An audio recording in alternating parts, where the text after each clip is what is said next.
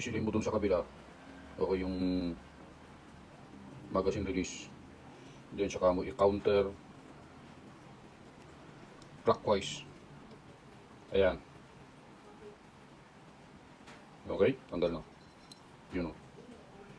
Okay. And then pwede mo nang alisin yung trigger. Hindi mo kasi maaalis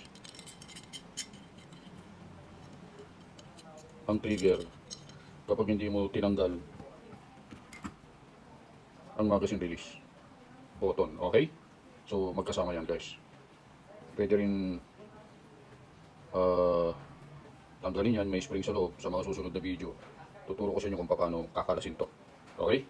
So yun lang guys. Kung nakatulong sa inyo yung video na yun, paki-like, follow, and share naman ang ating vlog, Just Vlog. God bless.